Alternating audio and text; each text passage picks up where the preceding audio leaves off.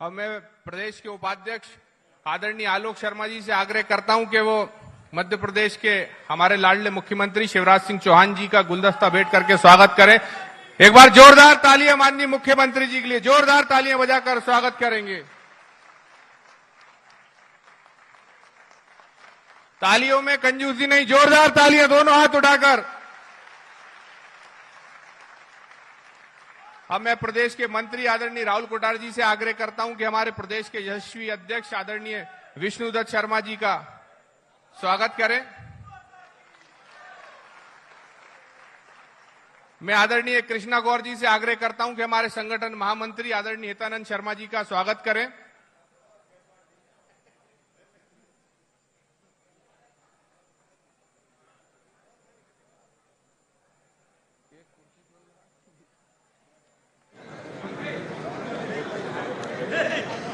मैं महेंद्र यादव जी से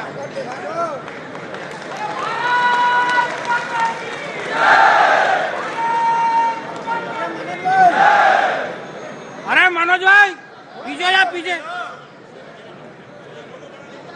ये पूरा छुपा दिया। अरे भैया, अरे गोला बड़ा कर लो, अरे गोला वाला कर लो गोला।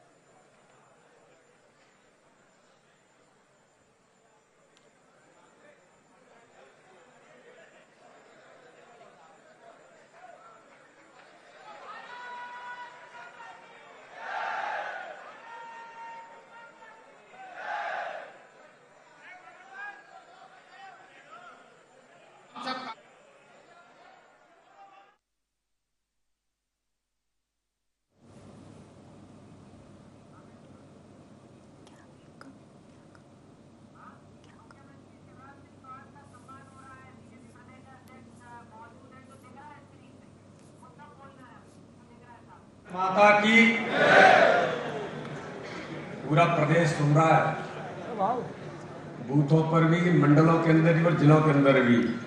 और भोपाल की जो ये भारतीय जनता पार्टी की जो शक्ति है वो पूरे प्रदेश को आज एहसास होनी चाहिए। बोलिए भारत माता की, भारत माता की। आज हमारे इस विशेष दिन के अवसर पर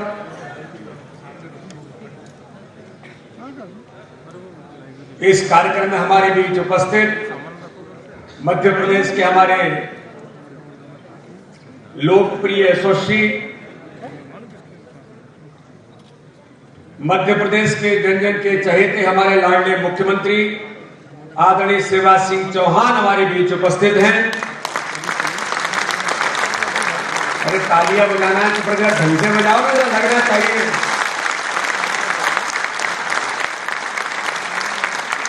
ऐसे आदरणीय शिवराज सिंह चौहान जी, भारतीय जनता पार्टी के संगठन के महामंत्री आदरणीय हितानंद जी, मध्य प्रदेश सरकार के मंत्री आदरणीय विश्वास सारंग जी, यहां पर उपस्थित हमारे विधायिका श्रीमती कृष्णा गौर जी, आदरणीय रामेश्वर शर्मा जी, हमारे वरिष्ठ नेता आदरणीय रघुनंदन शर्मा जी, भारतीय जनता पार्टी के हमारे महामंत्रीगण आदरणीय भगवान दास सबनानी जी, यहां पर उपस्थित भारतीय जनता पार्टी के वरिष्ठ नेता और पूर्व महापौर आलोक शर्मा जी, राहुल कोठारी जी, लोकेंद्र पारासर जी, महेंद्र यादव जी हमारे जिले के प्रभारी, और इस सभागार में हमारे सभी प्रदेश के पदाधिकारी गण भी आज यहाँ पर उपस्थित हैं। मुझे लगता है कि वो पहुंचने वाले हैं। सभी महामंत्रीगण, सभी उपाध्यक्ष, जिले के हमारे लोकप्रिय अध्यक्ष आदरणीय सुमित पचौरी जी, सभी जिले के समस्त पदाधिकारीगण, और इस अवसर पर भोपाल के हमारे उपस्थित कार्यकर्ता भाइयों और बहनों, और आज सभी जिलों के अंदर 57 जिलों में 1070 मंडल के अंदर और बूथों पर आज हमारे कार्यकर्ता आज इस कार्यक्रम को लाइव आज यहां से सुन रहे थे। ऐसे में मध्य प्रदेश के सभी हमारे देव दुर्लभ कार्यकर्ताओं को आज इस कार्यक्रम के माध्यम से आप सबका बहुत अभिनंदन करता हूं, बहुत बहुत स्वागत करता हूं। मित्रों, आज हमारे लिए बड़ा महत्वपूर्ण दिन है। मुकेश जी और सभी लोग ऊपर आ जाओ। रजनी जी, महामंत्रीगण, हमारी कविता जी वगैरह सब लोग आ जाइए ऊपर। आज इस महत्वपूर्ण दिन के अवसर पर आज इस कार्यक्रम के माध्यम से कि हमारे लोकप्रिय मुख्यमंत्री माननीय शिवराज सिंह चौहान चौथी बार मुख्यमंत्री बने, उस चौथे कार्यकाल के भारतीय जनता पार्टी के सरकार के 2 वर्ष कल पूरे हुए और उस यशस्वी कार्यकाल को लेकर आज पूरे मध्य प्रदेश के अंदर मध्य प्रदेश की जनता को और भारतीय जनता पार्टी के कार्यकर्ताओं को आज यहां से संबोधन माननीय मुख्यमंत्री जी भी करेंगे और इस दिशा में आज भारतीय जनता पार्टी के एक कार्यकर्ता को जो पूरे मध्य प्रदेश के अंदर जुड़े हैं, आज हमें इस बात का गौरव है कि भारतीय जनता पार्टी की सरकार जो 2 वर्ष पूर्व बनी, 2 वर्ष पूर्व बनी हुई सरकार से पहले के जो 15 महीने का कार्यकाल इस मध्य प्रदेश के अंदर एक ऐसा नेतृत्व जो मध्य प्रदेश के अंदर कमलनाथ और दिग्विजय के इशारे पर चलने वाली सरकार गलती से मध्य प्रदेश के अंदर बनी थी, और उन 15 महीनों के अंदर जो इस मध्य प्रदेश को दुरावस्था के दौर में जो लोग लेकर के गए थे, कांग्रेस के नेतृत्व के अंदर भी किस प्रकार की ऐसी बातें जब उठी थी उस समय कि आज मध्य प्रदेश उस समय 15 महीने के अंदर किस प्रकार के दुरावस्था के दौर में था कि कांग्रेस का आंतरिक नेतृत्व ये कहता था कि मध्य प्रदेश भ्रष्टाचार में आकंठ डूबा है। उस समय का कांग्रेस का नेतृत्व 15 महीने की सरकार में मध्य प्रदेश के अंदर कहता था इस सरकार में चुनाव का मुख्यमंत्री तो कोई और है, लेकिन इस सरकार को पर्दे के पीछे से चलाने वाला मुख्यमंत्री कोई और है। और मित्रों, हम लोग जानते हैं कि इससे पहले की 15 वर्ष की हमारी सरकार, जिसमें माननीय मुख्यमंत्री शिवराज सिंह चौहान और भारतीय जनता पार्टी के नेतृत्व की सरकार ने जो मध्य प्रदेश को बीमारू राज्य से विकसित राज्य की श्रेणी में ला करके 15 वर्षों के अंदर इस मध्य प्रदेश को खड़ा किया था, ये जो मध्य प्रदेश की जनता जनार्दन आज इस कार्यक्रम के माध्यम से जो सुन रही है वो इस बात को जानती है कि भारतीय जनता पार्टी की सरकार ने उन 15 वर्षों के अंदर हर गरीब के लिए एक संवेदनशीलता के साथ, चाहे मध्य प्रदेश की मुख्यमंत्री आदरणीय उमा भारती रही हो, या मध्य प्रदेश के मुख्यमंत्री बाबूलाल गौर रहे हो, या मध्य प्रदेश के लगातार वर्षों तक मुख्यमंत्री के तौर पर उस पिछले कार्यकाल में माननीय शिवराज सिंह चौहान ने जो काम किया हो, भारतीय जनता पार्टी के नेतृत्व की सरकार ने इस मध्य प्रदेश के अंदर हर गरीब के जीवन को बदलने का काम किया। मैं मित्रों आज के अवसर पर यह कहना चाहता हूं कि 15 वर्षों के अंदर किस प्रकार से भारतीय जनता पार्टी के नेतृत्व की सरकार ने माननीय शिवराज सिंह चौहान के नेतृत्व में इस मध्य प्रदेश को चंबल के डकैतों से मुक्त करा दिया था। मुझे ध्यान में है कि मैं रीवा संभाग का जब प्रभारी था और हम लोग जब चुनाव लड़ रहे थे इस मध्य प्रदेश के अंदर, चित्रकूट का उपचुनाव था, डकैतों ने आतंक शुरू किया था, तब यहां पर बैठे हुए आज के हमारे लोकप्रिय मुख्यमंत्री माननीय शिवराज सिंह चौहान ने चित्रकूट के अंदर कहा था या तो डकैत रहेंगे या मुख्यमंत्री शिवराज सिंह चौहान रहेंगे, और 4 दिन के अंदर उन डकैतों को नेस्तनाबूद मध्य प्रदेश की पुलिस ने चित्रकूट के अंदर कर दिया था। नक्सलवाद, लोग कहते थे कि मध्य प्रदेश के अंदर नक्सल ये यहां पर अपने आप को राशन पानी के माध्यम से भरने वाला मध्य प्रदेश को बड़ा अच्छा राज्य को मानते हैं, और नक्सल यहां पर आश्रय लेता है। सिमी के लोग यहां पर आश्रय लेकर के देश के अंदर इस तरह पर गतिविधियां करते हैं। लेकिन उन 15 वर्षों के अंदर माननीय मुख्यमंत्री शिवराज सिंह चौहान के नेतृत्व में इस मध्य प्रदेश को सिमी के उस आतंक से मुक्त कराने का काम भारतीय जनता पार्टी की सरकार ने इस मध्य प्रदेश के अंदर किया था। चाहे नक्सल का अभियान होगा, इसलिए मित्रों मैं आज कहना चाहता हूं कि उन 15 वर्षों को भी याद करने की जरूरत है। 2003 में मैं नहीं जाना चाहता कि मिस्टर बंडाधार दिग्विजय सिंह के नेतृत्व में किस प्रकार से मध्य प्रदेश में सड़क, बिजली, पानी से लेकर आम जनता त्राहिमाम जो करती थी, लेकिन 15 वर्षों में भारतीय जनता पार्टी की सरकार ने हर गरीब के जीवन को बदलने के साथ हर गरीब को संबल देने का काम भारतीय जनता पार्टी की सरकार ने इस मध्य प्रदेश के अंदर किया। लेकिन गलती से 15 महीने के अंदर जो सरकार पुनः बनी, मैंने उसका उल्लेख किया किस प्रकार से गरीबों के हक और अधिकार को छीनने का काम, मैं शब्द का उपयोग कर रहा हूं। क्या उन 15 महीनों के अंदर भ्रष्टाचार, बाकी सारी चीजें किस प्रकार से थी, वो पूरा मध्य प्रदेश जानता है कि किस प्रकार से धोखा देकर छल कपट की राजनीति करके वो सरकार में आए, किसानों को, नौजवानों को, बहनों को, बेटियों को, सबको वादे करके उन वादों के आधार पर गलती से सरकार में तो आ गई, वोट हमको ज्यादा मिला था, लेकिन उसके बाद उन्होंने इस मध्य प्रदेश के अंदर छल कपट की राजनीति के बाद, मध्य प्रदेश को भ्रष्टाचार में आकंठित होने के बाद उन गरीबों के हक और अधिकार को कैसे छीना।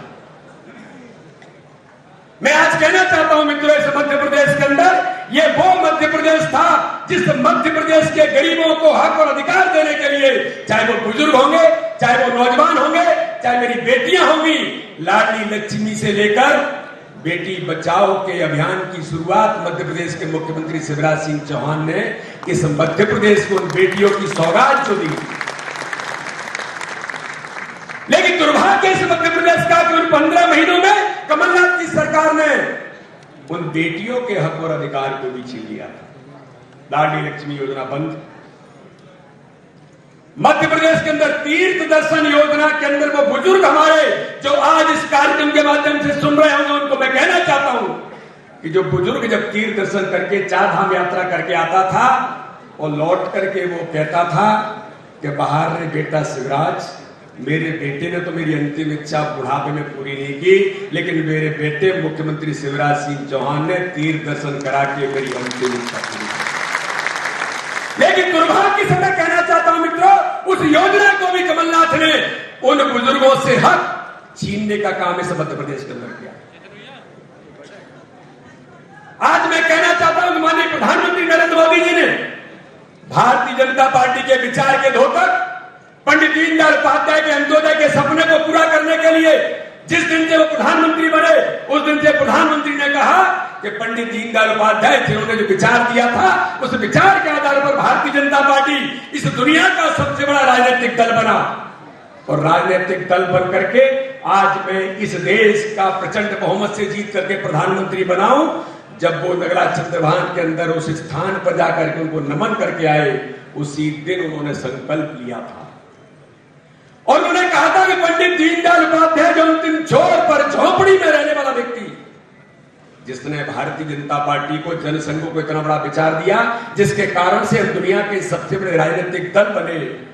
आज मैं संकल्प लेता हूं, नरेंद्र मोदी जी ने संकल्प लिया, अब इस भारत के अंदर कोई भी गरीब झोपड़ी में नहीं रहेगा।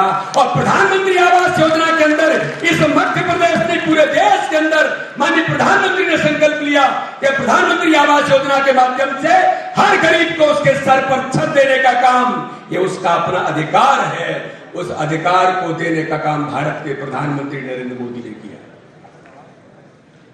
लेकिन मित्रों, मैं दर्द के साथ कहना चाहता हूं, दुर्भाग्य मध्य प्रदेश का कि 15 महीने की सरकार कमलनाथ के नेतृत्व में दिग्विजय सिंह के इशारे पर जब चलती थी, तब 1,34,000 घर माननीय प्रधानमंत्री नरेंद्र मोदी जी ने इस मध्य प्रदेश के गरीबों के सर पर छत देने के लिए मध्य प्रदेश को भेज दिए। मुझे अच्छे से ध्यान है कि लोकसभा के अंदर हमारे पूर्व अध्यक्ष मध्य प्रदेश के कैबिनेट के मंत्री माननीय नरेंद्र सिंह तोमर जी ने बड़े दुख के साथ कहा कि दुर्भाग्य मध्य प्रदेश का कि माननीय प्रधानमंत्री ने 1,34,000 घर इस मध्य प्रदेश को प्रधानमंत्री आवास में दिए, लेकिन कमलनाथ जी ने दिग्विजय सिंह के इशारे पर कह दिया कि हमको मैचिंग ग्रांट देने के लिए पैसा नहीं है, और 1,34,000 घर मध्य प्रदेश के गरीबों के हक को छीनकर वो केंद्र सरकार को वापस कर दिया। अरे क्या बिगाड़ा था उन गरीबों ने कि जिनको सर पर रहने के लिए छत मिलती, आपने उस अधिकार को भी छीन लिया।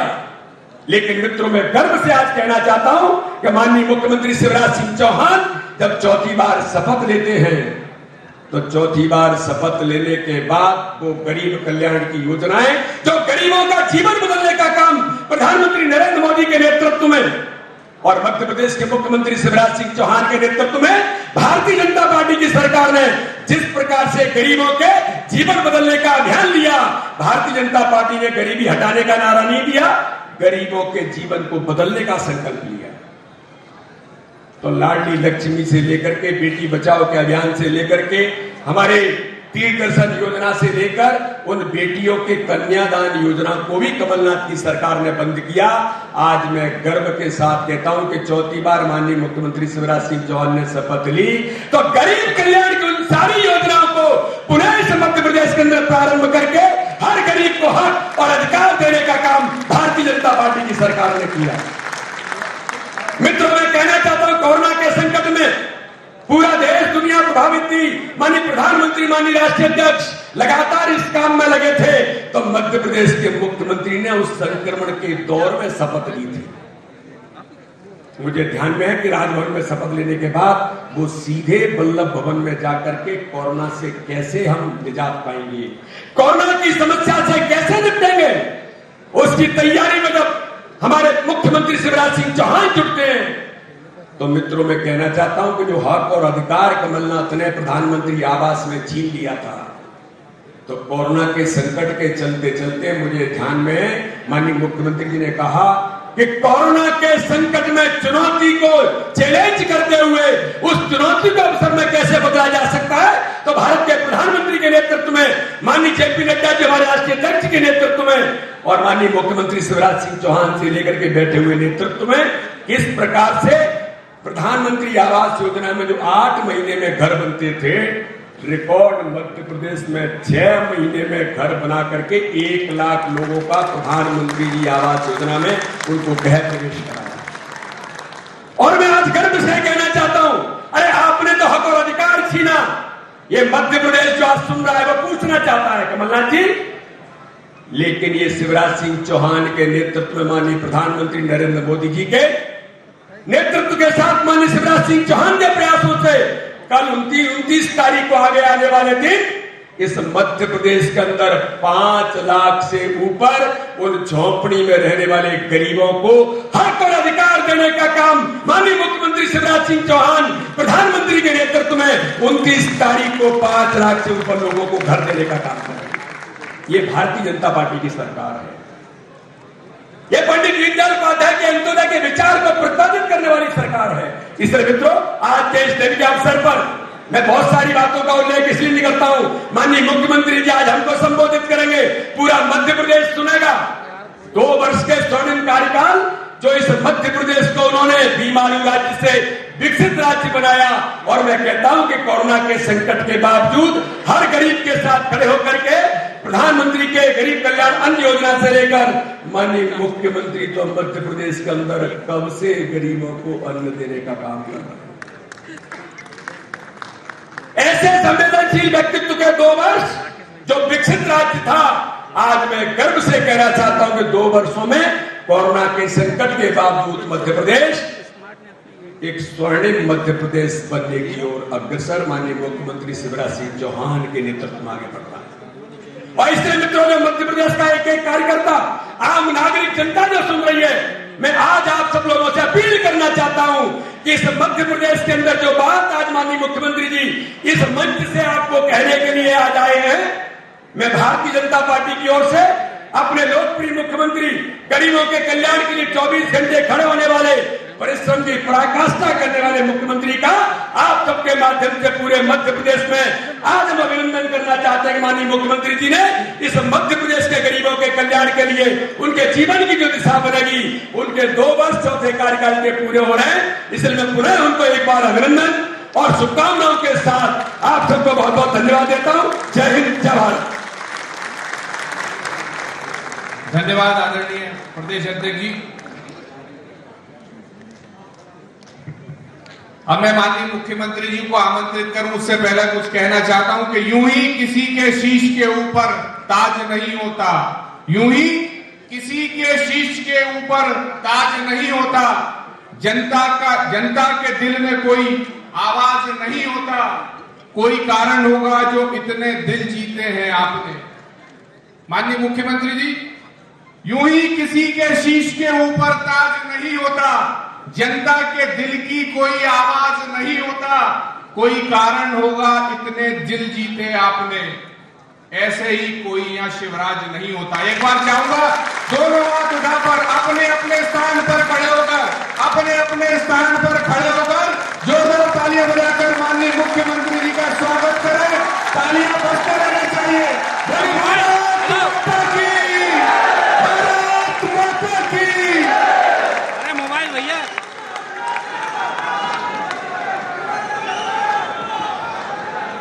मंच पर विराजमान भारतीय जनता पार्टी के जुझारू और कर्मठ प्रदेश के अध्यक्ष आदरणीय श्री विष्णुदत्त शर्मा जी, हमारे संगठन के महामंत्री आदरणीय श्रीमान हितानंद जी, हमारे वरिष्ठ नेता आदरणीय रघुनंदन शर्मा जी, हमारे प्रदेश के उपाध्यक्ष भाई आलोक शर्मा जी, मेरे मंत्रिमंडल के सक्रिय और जुझारू मंत्री भाई विश्वास सारंग जी, हुजूर के हमारे लोकप्रिय विधायक भाई रामेश्वर शर्मा जी, गोविंदपुरा की हमारी यशस्वी विधायिका बहन कृष्णा गौर जी, पार्टी के हमारे प्रदेश के महामंत्री आदरणीय भगवान दास सबनानी जी, रणवीर जी, राहुल जी, योगेश जी, हरिशंकर जी, मुकेश जी, लोकेंद्र जी, महेंद्र जी, जिले के अध्यक्ष भाई सुमित पचौरी जी, मंचासीन सभी वरिष्ठ साथीगण और इस सभा कक्ष में उपस्थित, और केवल जैसा अध्यक्ष जी बता रहे थे, आज केवल इस सभा कक्ष में नहीं, सभी जिला मुख्यालयों पर, सभी मंडलों में और हर एक बूथ पर उपस्थित कार्यकर्ता बहनों भाइयों, मध्य प्रदेश के आदरणीय बुजुर्गों, नौजवान साथियों और भांजे भांजियों, दोनों हाथ जोड़ के मेरा नमस्कार स्वीकार कीजिए, मेरा प्रणाम स्वीकार कीजिए। अभी अध्यक्ष जी बोल रहे थे तो मुझे लग रहा था कि थोड़ा और बोलते हैं, इसलिए कि आज मेरा गला थोड़ा गड़बड़ है। हालांकि रघु जी भाई साहब ने एक आयुर्वेदिक औषधि मुझे प्रदान की है,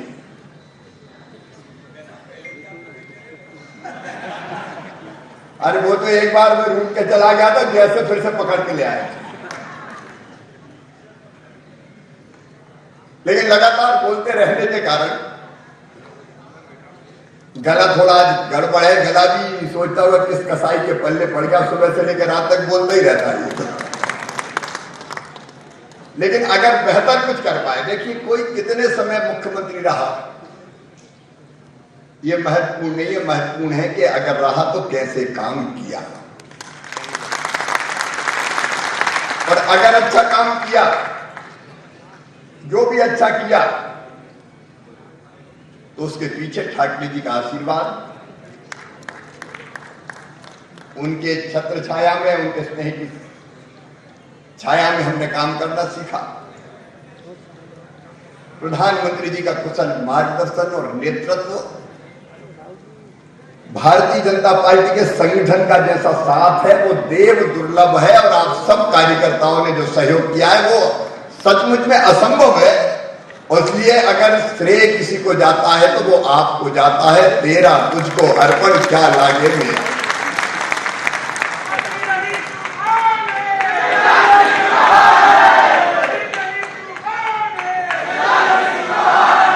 अब तो मामा हूं, मामा।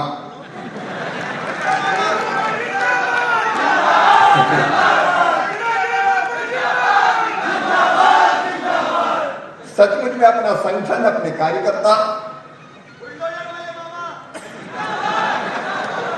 ये बुलडोजर भी बहुत पहले से चल रहा है, अभी चर्चा में आया है।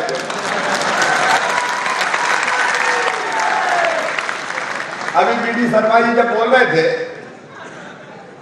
तो मुझे 2005 याद आता है। हमारे जो युवा कार्यकर्ता उनमें से कई उस समय बच्चे रहे होंगे। मध्य प्रदेश की धरती पर डकैतों का आतंक था।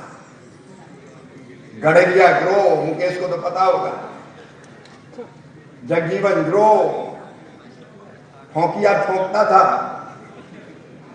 आपको पता नहीं, लाइन में खड़े करके गांव में घुस के गोलियों से भून दिए जाते थे। शाम के 5 बजे के बाद कई जिलों में घरों से नहीं निकलते थे कि निकले तो पता नहीं कब कौन अपहरण करके ले जाए।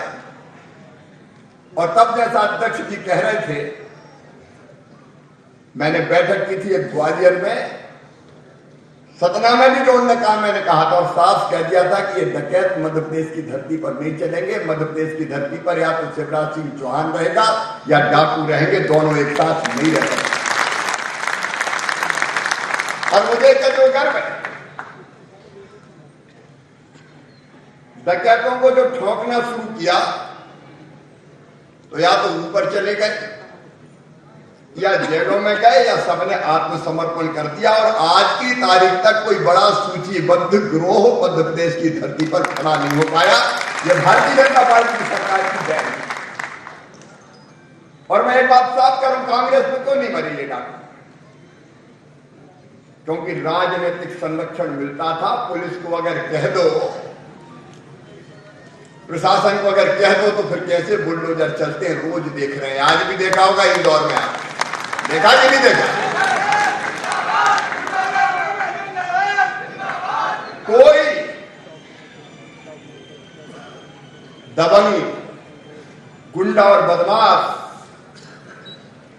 कहीं राज्य शासन के ऊपर जा सकता है? मसल के फेंक देंगे, पता नहीं चलेगा क्या करना। सिमी के नेटवर्क को हम लोगों ने ध्वस्त किया, अपनी सरकार ने ध्वस्त किया। दिग्विजय मुख्यमंत्री थे तो कुएं हथियार उगलते थे, झिरनिया कांड, पता नहीं कौन कौन से कांड,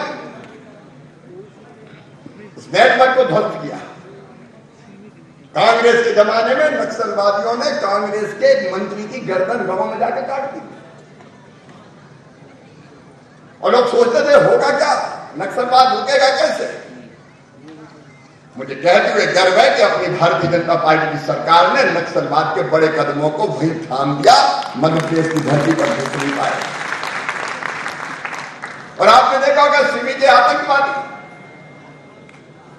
जब जेल तोड़ के भागे तो ज्यादा दूर नहीं जा पाए, एनकाउंटर में भोपाल के अगल बगल में ढेर कर दिए गए। और उसके बाद उन आतंकवादियों ने कहा कि भैया ताला लगा के चाबी तुम ही ले जाओ, अब हमें कहीं नहीं जाना, जेल में ही रहेंगे। ये भारतीय जनता पार्टी की सरकार की दम है। और आज भी मुझे ये कहते हुए, क्योंकि संस्कार है भारतीय जनता पार्टी, सज्जनों के लिए हमारी सरकार फूल से ज्यादा कोमल है, सज्जनों के लिए फूल से ज्यादा कोमल, लेकिन दुष्टों के लिए वज्र से ज्यादा कठोर। अब ऐसे लोग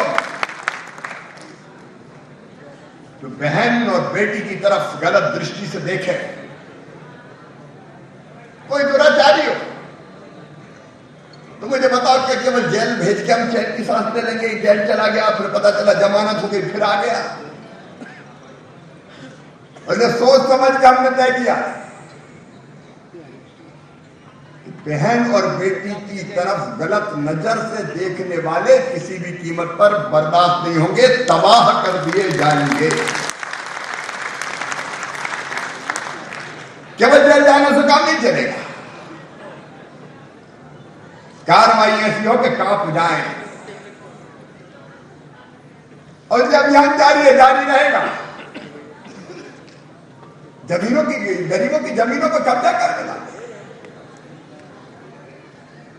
अब यही एक ऐसा अपराधी मिल गया जो मासूम बेटियों के साथ दुराचार करता था। 4 आजीवन कारावास की सजा मिली है और सारे आसियाने तोड़ के फेंक दिए। कैसे लोग रहम के काबिल है? और इंसानों के साथ इंसानियत का बर्ताव होगा, लेकिन सठम साक्षम समाचरे दुष्टों को कुचल दिया जाएगा। वो कार्रवाई जारी रहेगी। अभी मैं दिल्ली से आ रहा हूं। अभी चारों तरफ आप देखेंगे गेहूं की फसल कितनी शानदार है। आज मैं दिल्ली इसलिए गया था कि गेहूं के रेट बढ़ रहे और मध्य प्रदेश का गेहूं एमपी वीट के नाम से जाना जाता है। अपना सरवती, कंपनियां कहती सोने जैसे दाने। और ऐड में जितनी मेरी बहनों देखती फूलती हुई रोटियां, आशीर्वाद पता नहीं कौन कौन सी आईटीसी कौन कौन दिखाते हैं, फूलती हुई रोटियां वो कौन के गेहूं से बनती है मध्य प्रदेश का गेहूं। हमने तय किया कि मध्य प्रदेश के गेहूं को हम निर्यात करेंगे पूरी दुनिया में। तो क्या निर्यातकों के साथ बैठक माननीय प्रधानमंत्री जी से चर्चा हुई, पीयूष गोयल जी और उनके मंत्रिमंडल के साथ जितनी समस्याएं बताई, एक्सपोर्ट करने के लिए रेलवे के रैक नहीं मिलते, पोर्ट में जगह नहीं मिलती, जितनी चीजें बताई हमने सबका समाधान कर दिया। और मैं एक मांग और मुझसे की थी आज कि कम से कम जो गेहूं एक्सपोर्ट करें, आप निर्यात करें दुनिया के देशों को, उस पर मंडी टैक्स ना लें। तो आज हमने ये भी फैसला कर दिया कि जो दुनिया के बाहर के देशों में मध्य प्रदेश का गेहूं जाएगा उस पर मंडी टैक्स नहीं लगाया जाएगा। इससे किसानों को फायदा होगा, हमारा गेहूं जाएगा। एक अपनी दृष्टि है विकास की और जनता के कल्याण की दृष्टि। अध्यक्ष ये भी बता दें, उनकी सरकार 15 महीने की सरकार, और 15 महीने में क्या कहर ढाया है। कार्यकर्ता भी जरा सोच लेना भैया, जब उनकी सरकार थी एक पार्षद भोपाल का राजू मीणा सारी दुकानें तोड़ के फेंक दी। सूरज मारन अपने ही कार्यकर्ता, जगह जगह उन्होंने बदमाशों पर नहीं कार्यकर्ताओं का कहर ढाया था। बल्लभ भवन लूट का अड्डा बन गया था। उस समय के मुख्यमंत्री के पास विधायकों से मिलने का टाइम नहीं था, लेकिन कहीं का ठेकेदार आ जाए तो भव्य स्वागत करो, दरवाजे बंद, लेन देन की बातें चालू। अरे हमारी सरकार मिशन की सरकार है, उनकी सरकार कमीशन की सरकार है। कमीशन की सरकार है। मध्य प्रदेश का सारा विकास ठप हो गया। अभी पीडी शर्मा जी सड़कों की बात कर रहे हैं। अब छोटे बच्चों को नहीं पता, जो हमारे युवा उनको भी नहीं पता, कभी सड़क 2003 के पहले की देखी है। बेटा तुम तो मामा के राज में पैदा हुए, तो चिकनी सड़कें देखी है तुमने। एक जमाना था कि गड्ढों में सड़क थे, कि सड़क में गड्ढा थे, क्या गड्ढा में गड्ढा था, यही पता नहीं चलता। रोडों के नाम कोई हाजमा रोड कहता था, कोई और रोड कहता था।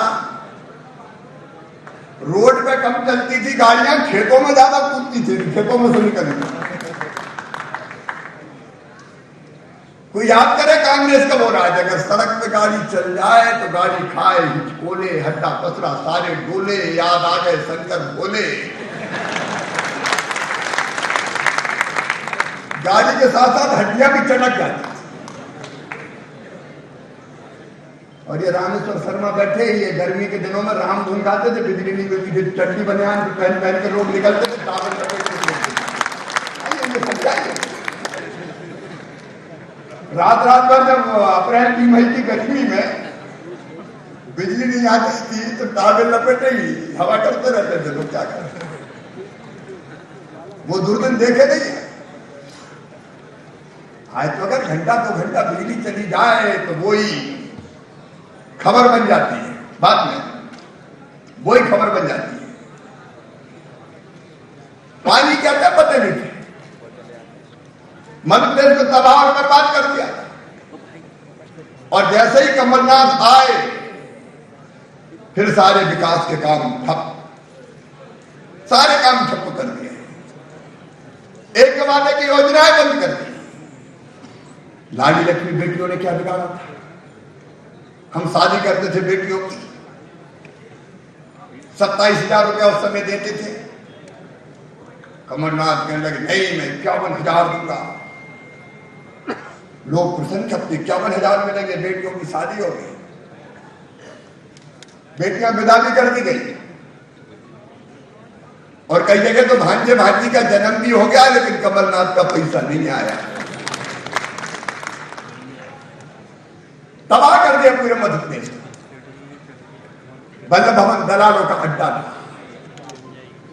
लेकिन आज मुझे कहते हुए सब गर्व है,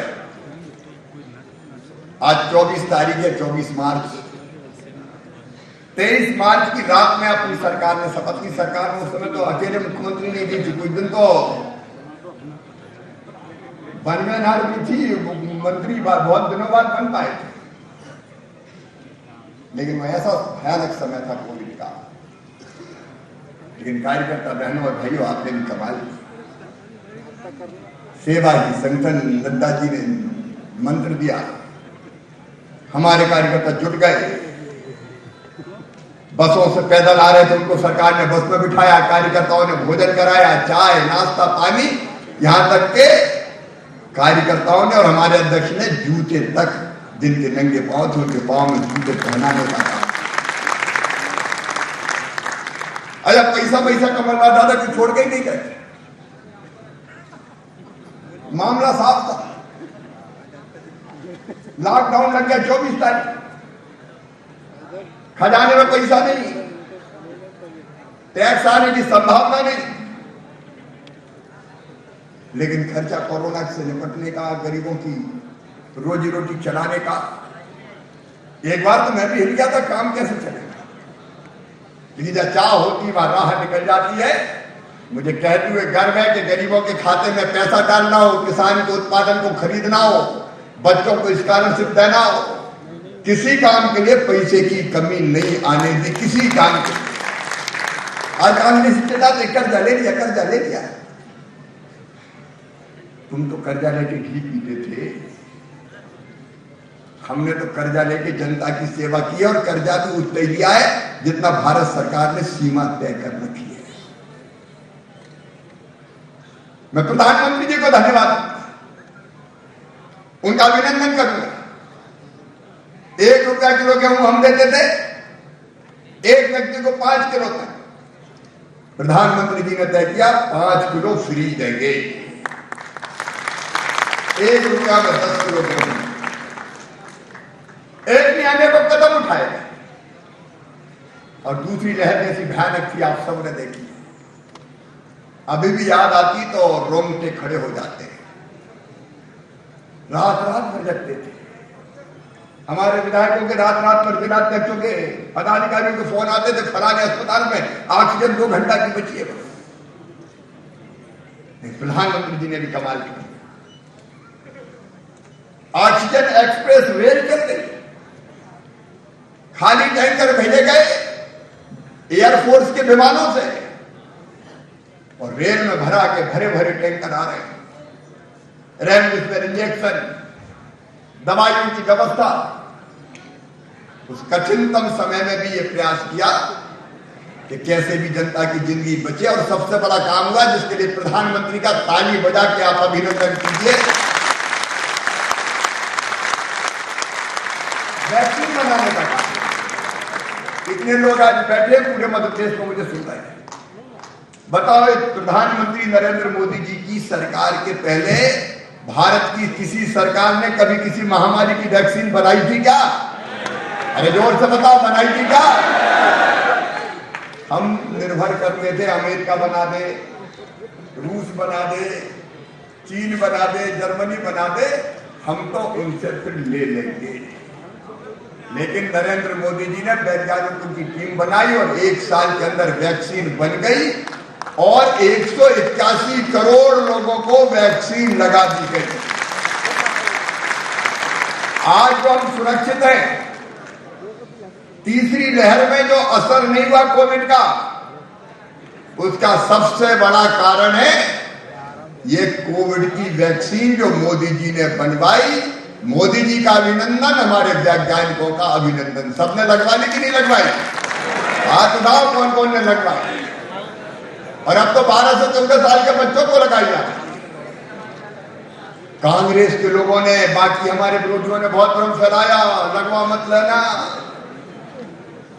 पता नहीं मोदी जी क्या लगा दे, बचोगे कि नहीं बचोगे, भ्रम फैलाने की कोशिश की। और बाद में अंधेरे में राहुल गांधी हो, चाहे अखिलेश भैया हो, चाहे मायावती हो, सब लगवाया। पहले लोगों में भ्रम है, और जनता की जिंदगी को हम सुरक्षित कर पाए। मुझे वो दृश्य भी याद आते हैं, कई लोग हमें छोड़ के चले गए, उनके मासूम छोटे छोटे बच्चे, माता की मृत्यु हो गई, पिता की मृत्यु हो गई, कहां जाए, क्या करें ये बच्चे। तब हमने तय किया कि वो बच्चे केवल उस परिवार के बच्चे नहीं, हमारे बच्चे हैं, और हमारे रहते हुए कोई बच्चा अनाथ कैसे हो सकता है। उन बच्चों को 5,000 रुपया महीना पेंशन दे रहे, 5,000 रुपया महीना दे रहे, निःशुल्क राशन दे रहे, पढ़ाई की व्यवस्था कर रहे। और आज मैं कहना चाहता हूं प्रदेशवासियों से, मुझे कहते हुए गर्व है कि जब तक वो बड़े नहीं हो जाएंगे और काम धंधे से नहीं लग जाएंगे, तब तक ये पैसा हम उनको देते रहेंगे, ये मदद हम करते रहेंगे। कई योजनाएं कोविड योजना जैसी योजना है, एनकंबर नियुक्ति जैसी योजना है। कोविड में काम करने वाले हमारे काम करते करते शहीद हो गए, वैसे भाई और बहनों के लिए हमने चला। और एक बात और आज कर रहा हूं, भोपाल में पूरा प्रदेश सुन रहा है, हमारे कई बच्चे कोविड के अलावा भी अगर उनके माता पिता नहीं है तो उनकी जिंदगी कठिनाई में गुजरती है। कुछ दुष्ट उनका दुरुपयोग करते हैं, कोई भीख के काम में लगाने की कोशिश करता है, कोई बुरी आदत लगा के बुरे धंधों में फंसाने की कोशिश करता है। इस सरकार में हमने फैसला किया है, मध्य प्रदेश की धरती पर कोई बच्चा अनाथ नहीं होगा। मामा और इस सरकार के रहते कैसे अनाथ, मुझे हर जिले में निर्देश दिए गए कैसे बच्चों को रेलवे स्टेशन पे, बस स्टैंड पे मिले, समझाएं। कई बच्चे मानते नहीं, बाद में भाग जाते हैं। एक बार हमने सबको लेके आए, उनमें से कुछ बच्चे भाग गए, लेकिन उनको समझा के बुझा के उनकी जिंदगी को भी बेहतर बनाने की कोशिश करेंगे। आज प्रदेश वासियों को, विशेषकर कार्यकर्ता बहनों और भाइयों को एक बात और गर्व के साथ बताना चाहता हूं। कोविड के इस कठिन काल में मध्य प्रदेश की विकास दर इस साल 19.7% रही है, हिंदुस्तान में सबसे ज्यादा विकास दर। मतलब हमारा प्रदेश का जो पूरा उत्पादन, सकल खेतों का, कारखानों का, गांव में बनने वाली बाकी चीजों का, वो जितनी तेज गति से बढ़ता है उसको आंकते हैं, उसकी रफ्तार मध्य प्रदेश की सबसे ज्यादा है। मैं ये भी बताना चाहता हूं, कांग्रेस के राज में 13-14 हजार रुपया प्रति व्यक्ति आए थी 2003 के पहले। आज अपनी सरकार के कारण, केंद्र के नेतृत्व के कारण मध्य प्रदेश में प्रति व्यक्ति आय एक साल में बढ़ के 1,24,000 रुपया हो गई है। ये भारत सरकार के आंकड़े। पूरी देश की अर्थव्यवस्था में पहले मध्य प्रदेश का योगदान 3.6% था, अब बढ़ के 4.6% हो गया है। हमारा निर्यात लगातार बढ़ रहा है और उसको बढ़ाने की हम कोशिश करते रहेंगे। कांग्रेस को किसानों की बात करने का हक ही नहीं है। कर्जा माफ क्या तो दिया, लेकिन कुल कितने का किया? 6,000 करोड़ का, और उनमें भी आधे बैंकों को पर डाल दिए कि आधे तुम दो। सहकारी बैंक बर्बाद कर दिए। मैं कहना चाहता हूं मध्य प्रदेश वासियों से और कार्यकर्ता बहनों और भाइयों से, 2 साल में 1,72,000 करोड़ रुपया किसान के खाते में हमने डाले पूरे मध्य प्रदेश में। कितने डाले? 1,72,000 करोड़। फिर से बताओ कितने डाले? ये रट जाना चाहिए। हम तो किसान विरोधी होने का आरोप लगाते हैं, जिन्हें 1,72,000 करोड़ रुपए किसानों के खाते में डाले। ये कमलनाथ, तुमने तो 0% ब्याज का कर्जा बंद कर दिया था, हमने वो कर्जा देना फिर शुरू कर दिया। मैं हैरत में रह गया। मध्य प्रदेश के किसान भाइयों और बहनों को बताना चाहता हूं, कमलनाथ की सरकार ने फसल बीमा योजना का प्रीमियम जमा नहीं किया था, 2200 करोड़ रुपया प्रीमियम ही जमा नहीं किया। आते ही कोविड काल में हमने वो प्रीमियम जमा किया। रबी का अलग, खरीफ का अलग, 2200 करोड़ एक बार, 3,000 करोड़ एक बार, और किसान को 9,000 करोड़ रुपया फसल बीमा का पैसा उस कोविड के काल में दिलाने का काम किया गया। इनकी कर्जा माफी 6,000 करोड़ की जो आज बैंकों के थे, और हमने 2 साल में 17,000 करोड़ रुपया फसल बीमा योजना के किसानों के खाते में डाल दिए। 17,000 करोड़ रुपया। बिजली पर सब्सिडी 15,000 करोड़ रुपया हमने किसानों को। 6,000 रुपया प्रधानमंत्री जी देते हैं हर साल 3 किस्तों में। मेरे मन में आया कि चौथी बार बनाए मामा 4,000 तू भी डाल, तो 6 और 4 10,000 रुपए। अगर किसानों के काम गिनाऊंगा तो आधी रात हो जाएगी, लेकिन मैं कार्यकर्ताओं के पास ये आंकड़े चाहिए। अध्यक्ष की पूरी सीट 1,72,000 करोड़ की अपन नीचे तक भेजेंगे ताकि कार्यकर्ता बताए कि कितना किसानों के खाते में डाला। अभी गरीबों की बात अब व्यक्तिगत है। गरीब की जरूरत क्या है? आज पूरे प्रदेश के गरीब बहनों और भाइयों से कहना चाहूंगा, रोटी, कपड़ा, मकान, पढ़ाई, दवाई और रोजगार का इंतजाम। रोटी के लिए सस्ता राशन कभी दिया था क्या कांग्रेस ने? इतने सालों तक राज करती रही। कांग्रेस ने नहीं दिया, भारतीय जनता पार्टी की सरकार ने दिया। और मकान के मामले में आज मैं फिर कहना चाहता हूं, शहरों गांव यह भारतीय जनता पार्टी की सरकार है। गांव में हमने तय किया है, प्रधानमंत्री जी के नेतृत्व में प्रधानमंत्री आवास योजना, जिसमें 60% पैसे प्रधानमंत्री जी भेजते, 40% प्रदेश की सरकार डालती है। इस साल हमने 10,000 करोड़ रुपए का बजट रखा है। एक साल में 10 लाख मकान बना के गरीबों को दे दिए जाएंगे एक साल। दूसरे साल फिर 10 लाख बनाएंगे, तीसरे साल फिर 10 लाख बनाएंगे। अभी 24 लाख बन चुके हैं। 5 लाख से ज्यादा मकानों का प्रधानमंत्री जी के हाथों गृह प्रवेश का कार्यक्रम होगा। लेकिन यह संकल्प है अपना कि मध्य प्रदेश की धरती पर 3 साल में कोई गरीब कच्ची झोंपड़ी में नहीं रहेगा, सबके पक्के मकान बना दिए जाएंगे। ये मैं ग्रामीण क्षेत्र का बता रहा हूं, शहरी क्षेत्र का अलग है। 5 लाख के आसपास मकान कंप्लीट हो चुके हैं, और शहरों में भी हर एक को हम जमीन देते हैं। अलग मकान बनाने में जगह के कारण कठिनाई है, लेकिन मल्टी बिल्डिंग बना के उसमें पक्का मकान सबको उपलब्ध कराने का अभियान जारी रहेगा। ये भारतीय जनता पार्टी की सरकार है। और एक और योजना, मुख्यमंत्री भू आवासीय अधिकार योजना। कार्यकर्ताओं से कहना चाहता हूं, इस योजना के बारे में ध्यान से सुन लेना। कई जगह हम गए तो लोगों ने हमें कहा, ग्रामीण क्षेत्र में भी कहा कि एक घर में 25-25 आदमी रह रहे हैं, जरा सी टपरिया है। तो हम 25 कैसे रह रहे हैं? बोले थी तो एक दादाजी की, उनके 4 बेटा हो गए, 4 बहुएं घर में आ गई, उनके बेटा बेटी हो गए, अब उनकी शादी हो गई, अब इतने हो गए कि रहेगा ये तो बता दो। उसी दिन हमने तय कर दिया कि एक परिवार के पास रहने के लिए एक प्लाट तो होना चाहिए कम से कम छोटा। परिवार का मतलब पति, पत्नी और उसके बच्चे। होना चाहिए कि नहीं होना चाहिए? रहेगी जोर से बताओ, होना चाहिए कि नहीं? और इसलिए ऐसे परिवारों का अभी रजिस्ट्रेशन किया जा रहा है। सबका रजिस्ट्रेशन करके हर परिवार को ग्रामीण क्षेत्र में प्लाट उपलब्ध करवा दिया जाएगा। और जो माफियाओं की जमीन छुड़ा रहा हूं, 21,000 करोड़ की 21,000 एकड़ हो गई है, इस जमीन पे गरीबों के मकान बनाए जाएंगे, गरीबों में बटेगी। ठीक है कि नहीं है? शहरों में भी जो मुक्त करा रहे हैं उन्हें प्राथमिकता गरीबों के मकान बनाने की।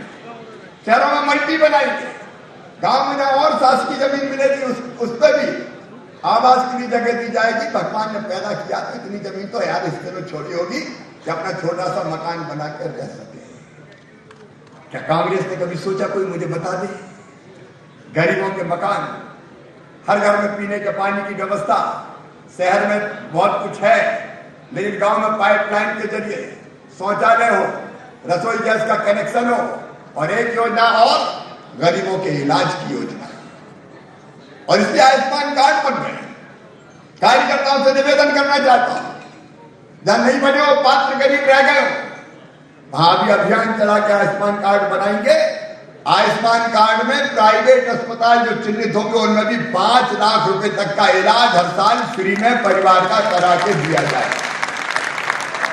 कोई बताए कांग्रेस ने कभी किया क्या? गरीब की जिंदगी बदलने का अभियान अगर चल रहा है तो भारतीय जनता पार्टी की सरकार में चल रहा है। एससी हो, एसटी हो, अनुसूचित जाति, जनजाति, पिछड़ा वर्ग हो, समाज का कोई वर्ग हो, किसी वर्ग को नहीं सोचा। वो योजनाएं अगर मैं गिनाऊंगा तो लंबा समय हो जाएगा। अनुसूचित जनजाति के लिए भगवान बिरसा मुंडा के जन्मदिन पर जनजाति गौरव दिवस हो, या टंटा मामा का बलिदान दिवस हो, या जनजाति महापुरुषों के नाम पे अलग अलग स्थानों का नाम रखने का काम हो, या फिर उनकी जिंदगी बदलने की योजनाएं बना ली हो। एक नहीं 14 योजनाएं हमने बना के दी जो उनकी जिंदगी बदलने का काम कर रही है। कांग्रेस ने तो पिछड़े वर्ग के साथ भी चोट की थी। कागज पे लिख दिया 27%, उनको पता था होना है नहीं, स्टे हो गया, कभी प्रयास ही नहीं किया। लेकिन पिछड़े वर्ग के भी हम साथ खड़े थे और सामान्य वर्ग कल्याण आयोग बना के सामान्य वर्ग के बहनों और भाइयों को भी बराबरी पे लाने पे का संकल्प लिया। तो भारतीय जनता पार्टी की सरकार ने कोई को नहीं छोड़ा। सामाजिक न्याय, लेकिन सामाजिक समरसता के साथ, यह हमारा मूल मंत्र है। मेरी बहनें बैठी हैं, पूरे प्रदेश में भी बहनें सुन रही हो। बहनों की जिंदगी बदलने का गंभीर प्रयास कब कांग्रेस की सरकार ने किया? कोई बता तो दे। यह भारतीय जनता पार्टी की सरकार है जिसने तय किया। आप एक बार सोच के देखो मेरी बहनों, पैदा होने से पहले मैं क्या, पैदा होने के बाद में पहले कहता था, अब पैदा होने के भी पहले गरीब बहन, मजदूर बहन अगर बेटा बेटी को जन्म देने वाली होगी तो जन्म देने के पहले 4,000 रुपया उसके खाते में डाले जाएंगे ताकि वो आराम भी कर सके घर पे रह के, और उसको पोषण आहार भी मिल सके, ताकि बच्चे का भी पालन कोख में भी ठीक से हो सके। कभी कोई कल्पना करता है? कांग्रेस ने कभी सोचा होगा क्या? भारतीय जनता पार्टी ने सोचा। और जन्म देने के बाद फिर 12,000 रुपया, ताकि गरीब बहन अगर मजदूरी करती हो तो कम से कम महीना भर जाके तो आराम कर ले, और ऐसे समय लड्डू वगैरह खाने भी मिल जाए ताकि ढंग से पोषण आहार उसको मिल जाए। कब कांग्रेस ने सोचा? तय किया हम लोगों ने। बेटी पैदा हो तो लाडली लक्ष्मी, 43 लाख लाडली लक्ष्मी बेटियां हो गई। और अब 2 मई के दिन लक्ष्मी लाडली दिवस मनाया जाएगा मध्य प्रदेश में। उस दिन पूरे प्रदेश में लाडली लक्ष्मी सम्मेलन होंगे। माता, पिता और लाडली लक्ष्मी। अरे जिन बेटियों को गोद में मैंने खिला खिला के प्रमाण पत्र बांटे थे लाडली लक्ष्मी के, वो कॉलेज में जब मैं पहुंचता हूं कहती मामा तुम्हारी लाडली लक्ष्मी 2005-6 में जो पैदा हुई, आज उसकी उम्र देखो। अब वो कॉलेज में पढ़ रही, 12वीं पढ़ रही है, 11वीं पढ़ रही है, और तय किया कि छठवीं पास करके, 5वीं पास करके छठवीं में तो 2000, 8वीं पास करके 9वीं में तो 4000, 10वीं पास करके 11वीं में जाए तो 6000, 11वीं 12वीं में और उनको छात्रवृत्ति। और अब एक बेटी ने मुझे कहा कि मामा कॉलेज में आ गए अब, तो हमने कहा कि कॉलेज की शिक्षा भी लाडली लक्ष्मी बेटियों की निःशुल्क करवाई जाएगी ताकि उनके भविष्य को बेहतर बनाने का काम करें। एक बात मेरी,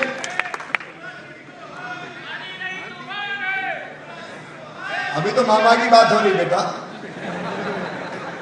अच्छा मेरी बहनों, 2-3 चीजें तुमसे अपन ने तय किया, स्थानीय निकाय के चुनाव में 50% सीटों पर केवल बहनें लड़ेगी, भाई नहीं लड़ेंगे। अब मैं तुम्हें राज्य की बात बताऊं, जब ये फैसला हमने किया तो अकेले में लड़ते थे, कई पुरुष मुझसे कहते ये घरों में रहने वाली, ये भूलक वाली, ये क्या राज चला पाएगी, ये क्या कर रहे हो, गड़बड़ हो जाएगी, ये ठीक से चला ही नहीं पाएगी। अरे मैं कहते आदमी भी ठीक से नहीं चला पाते, इसमें कौन सी बड़ी बात।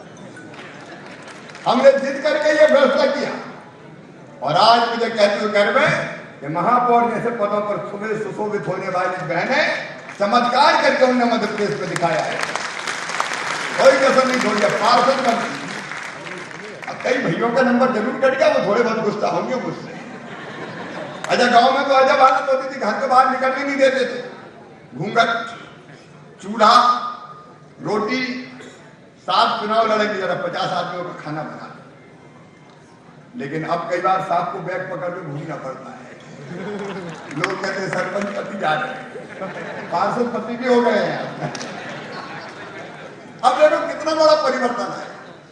अगर ये एक परिवर्तन नहीं होता तो बताओ क्या राजनीतिक सशक्तिकरण बहनों का होता, क्या नहीं हो सकता। एक बड़ा परिवर्तन हुआ है। दूसरा फैसला किया हमने शासकीय नौकरियों में, शिक्षकों की नौकरी में 50% रिजर्वेशन। अब बहनें पढ़ा रही है हमारी। एक बात आज और बताता हूँ, पुलिस में हमने तय किया 30% बेटी की भर्ती करेंगे। मैं सच कह रहा हूँ, पुलिस वालों ने इतना विरोध किया, कमरे में क्या कर रहे हैं सर, ये क्या करेंगी, ये कुछ नहीं कर पाएंगी, ऐसा हो जाएगा वैसा हो जाएगा। लेकिन जब पुलिस की यूनिफॉर्म में बेटियां डंडा उठाती है तो अपराधी कांप जाते हैं, अपराधी कांपते हैं। चारों तरफ आपको दिखाई देती होगी हमारी बहनें सुरक्षा के काम में भी लगी। ये बहुत सोच समझ के किया। मैं विशेषकर बहनों से कहना चाहता हूं, राजनीतिक सशक्तिकरण, सामाजिक सशक्तिकरण, शैक्षणिक सशक्तिकरण, शिक्षा की व्यवस्था और सेल्फ हेल्प ग्रुप बना के आर्थिक सशक्तिकरण। अभी अभी फैसला किया इंदौर और भोपाल में दोनों जगह महिला उद्यमियों के लिए अलग इंडस्ट्रियल क्लस्टर बनाया जाएगा ताकि महिला उद्योगपति निकले बड़ी संख्या। इधर वाले कुछ सब नहीं हो रहे, उधर ताली बज रही, इधर भी बजाओ ना।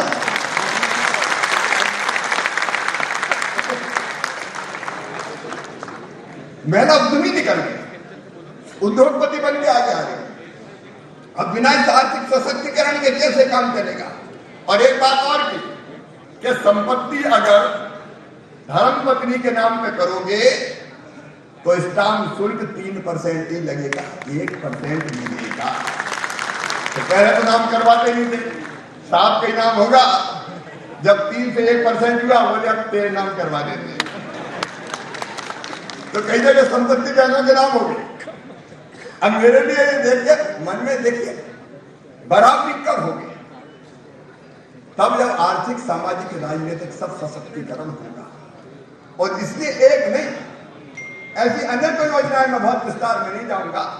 महिला सेल्फ हेल्प ग्रुप जो चमत्कार कर रहे हैं, अद्भुत काम कर रहे हैं, एक नई ताकत उभर रही है। 40 लाख बहनें महिला सेल्फ हेल्प ग्रुप में है। हमने एक फैसला किया 2000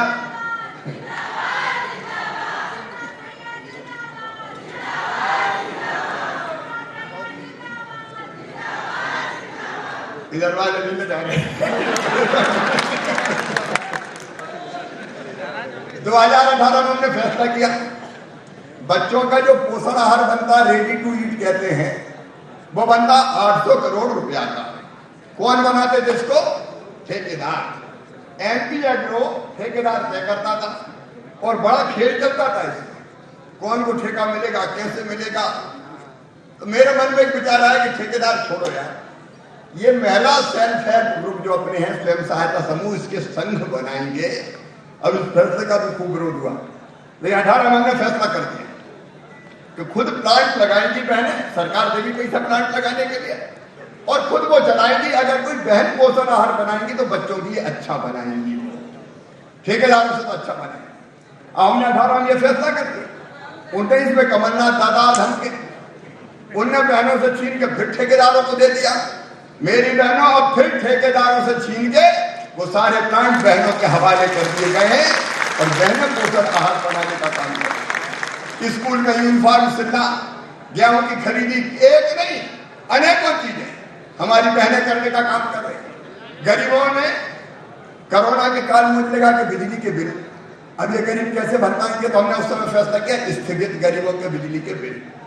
अब वो स्थगित करके बाद में बिजली वालों का 6 किस्तों में ले लें। अब 6 किस्तों में अगर नहीं दो तो वो सरचार्ज लग जाता है, और सरचार्ज लगता है तो बहुत बिल बड़ा हो जाता है, तो बड़े बड़े बिल आते हैं। गरीबों की तकलीफ को देखते हुए, गरीब मतलब 88 लाख लोगों के बिल थे ये 6,400 करोड़ रुपए के, वो 6,400 करोड़ रुपए के बिल अब गरीब नहीं भरेगा, मामूली भरवाएगा भारतीय जनता पार्टी की सरकार। गांव में, शहरों में शिविर लगा के उन बिलों को ठीक करवा ले, कार्यकर्ता उस काम में जुट जाए ताकि हम गरीबों की राहत भी दिला सके। मेरे बहनों और भाइयों, एक नहीं, केवल गरीब नहीं, नौजवान बेटा बेटियों, रोजगार और शिक्षा हमारी बड़ी समस्या है। एक बात साफ सुन लेना, जो कमलनाथ ने योजना बंद कर दी थी, हमने तय किया, अरे ये योजना समाज के हर वर्ग के लिए है, कोई भेदभाव नहीं, सबके लिए। हमने तय किया कि जितने विद्यार्थी संबल योजना के अंतर्गत आते हैं, मतलब गरीब और निम्न मध्यम वर्गीय परिवारों के आते हैं, वो किसी जाति समाज के हो, वो सामान्य हो, वो पिछड़े हो, वो ओबीसी हो, वो अल्पसंख्यक हो, कोई भी वर्ग के हो, बिना किसी भेद के हमने तय किया कि उनकी पढ़ाई की फीस उनके माता पिता नहीं भरवाएंगे, मामा भरवाएगा, भारतीय जनता पार्टी की सरकार भरवाएगी। अब ये संबल योजना बंद करने का बनता, बीच में वो पैसा भराना बंद हो गया था और संबल में से कई नाम काट दिए। अब कार्यकर्ता सुन लें, जो जायज नाम संबल से काटे गए हैं वो सब के सब जोड़ने के लिए पोर्टल फिर से चालू किया जा रहा है ताकि वो नाम जुड़ सके। और आपकी भी ड्यूटी है कि जो जायज नाम ईमानदारी से जो पात्र है उनके नाम जुड़ जाए। बच्चों की पढ़ाई की फीस, बिजली का बिल 100 रुपया में उससे लगा के अनेकों बीमार हो जाए तो इलाज की व्यवस्था, और पढ़ाई में भी केवल साधारण नहीं, मेडिकल कॉलेज और इंजीनियरिंग कॉलेज की भी पढ़ाई करेंगे तो प्राइवेट मेडिकल कॉलेज की फीस होती है 7 लाख 8 लाख रुपया साल, वो फीस भी मम्मी पापा नहीं मामा ही भरवाएगा, भारतीय जनता पार्टी की सरकार। देखो अपने प्रदेश अगर बच्चा मेधावी है, टैलेंट है, इंटेलिजेंट है, तो उसको मन महसूस के ना रह जाना पड़े कि काश मेरे माँ बाप के पास भी पैसा होता तो मैं भी बड़ा मुकाम हासिल कर लेता। ये व्यवस्था भारतीय जनता पार्टी की सरकार करेगी। ये संबल योजना अब फिर से पुनर्जीवित करके नए स्वरूप में फिर से चालू करने का हम काम करेंगे। इन्वेस्टमेंट आ रहा, उसके बारे में मैं विस्तार से नहीं कहना चाहता। नए नए उद्योग धंधे लग रहे, एमएसएमई छोटे छोटे उद्योगों को भी हम बढ़ावा दे रहे हैं। लेकिन एक बात मैं पूरे प्रदेश के सामने रखना चाहूंगा, हमने तय किया है महीने में एक दिन रोजगार दिवस के रूप में मनाएंगे। देखिए, रोजगार का मतलब एक सरकारी नौकरी है, वो हम निकाल रहे हैं। अभी तक 44,000 भर्तियां हम कर चुके हैं और मैं फिर आश्वस्त करना चाहता हूं प्रदेश के बेटा बेटियों को कि लगभग 1 लाख पदों पर और भर्ती की जाएगी। अभी आपने देखा पुलिस के फिर से निकल गए 6,000 की भर्ती हो गई, फिर 6,000 के निकल गए। अच्छा, पुलिस के मामले में भी एक बात और सुनो, केवल लिखित परीक्षा होने लगी तो लिखित परीक्षा में क्या होता है, लिखित परीक्षा में दौड़ भाग तो देखते नहीं है कि कौन ने कमरे में बैठ के पढ़ाई करी। तो एक बात हमारे दिमाग में आई कि देखो भैया, अगर चोर डाकू को पकड़ना है तो दौड़ना भी पड़ेगा, भागना भी पड़ेगा, जंगलों की खाद भी छाननी पड़ेगी। अब जो कमरे में बैठ के बहुत अच्छे नंबर ला रहा है, क्या वो ये काम कर पाएगा? कर पाएगा क्या? और देखो भैया, ये लिखा पढ़ी में तो अंग्रेजी पढ़ने वाले बच्चे आगे निकल जाएंगे। कल्लू, मन्ना, चन्ना, जुम्मन, उनके बेटा बेटी कहां से आएंगे बताओ? आएंगे क्या? ये भी षड्यंत्र नहीं है। ज्यादा पढ़े लिखों के आ जाए। अरे भैया, कम से कम पुलिस में तो गरीबों के भी आ जान दो यार। हमारे भी बच्चे दौड़ लेंगे, भाग लेंगे, ट्रेनिंग लेंगे, अपराधियों को पकड़ लेंगे। तो इस बार पैटर्न बदल दिया और पैटर्न बदल के तय कर दिया कि 50% नंबर होंगे दौड़ के, भाग के, दौड़े, भागे, कूदे, और उसमें कोई बेईमानी ना हो, इसलिए पूरी वीडियोग्राफी और साइंटिफिक तरीके से जैसे दौड़ाएंगे तो पांव में टैग बांध के दौड़ाएंगे ताकि कोई बेईमानी ना कर सके। कंप्यूटर में जाए कि इसके दौड़ इतनी तेज है तो कोई बेईमानी ना हो पाए। ठीक है कि नहीं? मेरी बात समझ रहे कि नहीं? और नहीं तो ज्यादा दौड़े लेके आ गए तो सिपाही बेचारे, बेचारे गरीबों के बच्चे नहीं पाएंगे बन पाएंगे। अब जो 6000 भर्ती निकल रही उसमें ये योजना लागू। और एक काम और सुनो, मतलब मैं बहुत सोचता रहता हूं, मन में बेचैनी भी होती है। धीरे धीरे ऐसा दिमाग बना दिया कि अंग्रेजी के बिना काम नहीं चल सकता। अरे दुनिया भर में देखो भैया, रूस में रूसी, रशियन भाषा, जर्मन में जर्मन भाषा, जापान में जापानी भाषा, अपने यहाँ ऐसा बना दिया। और ये भी षड्यंत्र है। ये पढ़े लिखे जो कुछ संपन्न परिवार अंग्रेजीदा होते हैं वो कहते हैं अपने बच्चे तो पब्लिक स्कूलों में पढ़ जाते हैं तो अंग्रेजी की गिटपिट चलने दो, तो गरीबों की आ ही नहीं पाएंगे, मध्यम वर्गीय रह जाएंगे। और उस चक्कर में गरीब भी मार पढ़ा रहा है सरकारी स्कूल छोड़ के, चलो यार अंग्रेजी में पढ़ाओ, अंग्रेजी में पढ़ाओ, अंग्रेजी में पढ़ाओ। अब हमने तय कर दिया है मध्य प्रदेश की धरती पर हिंदी में पढ़ाई होगी। विश्वास क्या बैठे हुए, मेडिकल की पढ़ाई भी हिंदी में हिंदुस्तान में सबसे पहले अगर की जाएगी तो मध्य प्रदेश की धरती पर।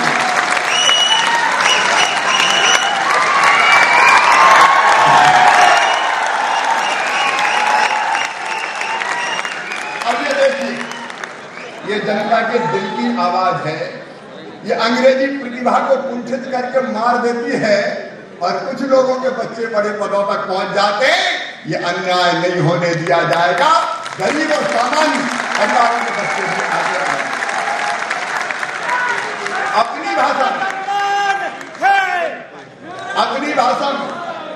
अपनी भाषा विचारों की जो अभिव्यक्ति होती है वो तो दूसरे की भाषा में कर सकता है। अंग्रेज चलेगा लेकिन अंग्रेजी छोड़कर कुछ मानसिक रूप से गुलाम हो गए, ये मध्य प्रदेश में नहीं चलने दिया जाएगा। मेडिकल इंजीनियरिंग की पढ़ाई और इसलिए एक स्कूल और खोल, उसका नाम है सीएम राइट स्कूल। इस बार बजट में उसके लिए प्रावधान किया है।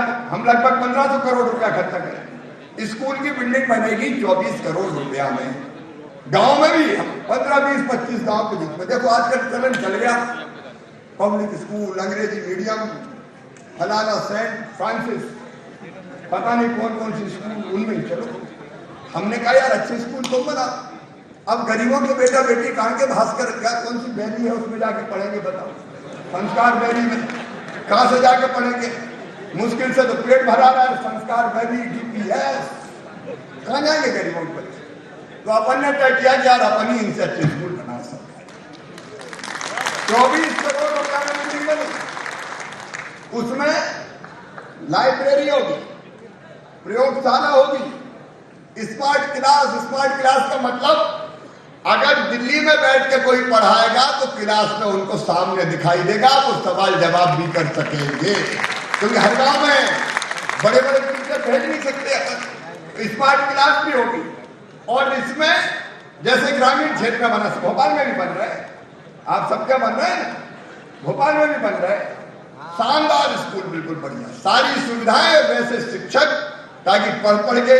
और गांव में हमने क्या किया, 25-30 गांव के बीच में एक स्कूल। अब एक स्कूल में जाएंगे कैसे लोग? तो बस जाएगी, बस जाएगी क्योंकि सड़कें तो बढ़िया करी दी अपन ने।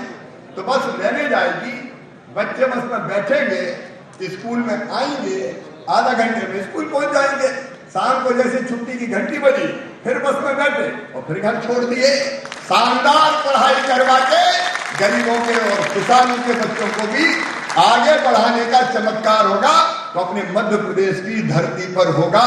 शिक्षा की गुणवत्ता में भी हम लोग सुधार करेंगे। एक नहीं, ऐसे अनेकों प्रकल्प चल रहे हैं। और वैसे स्वास्थ्य की चिकित्सा की व्यवस्थाएं उसको बेहतर बनाने का कोविड काल में काफी काम हुआ, उसके बहुत विस्तार में जाके मैं बात नहीं करूंगा, लेकिन वो काम भी हम कर रहे हैं।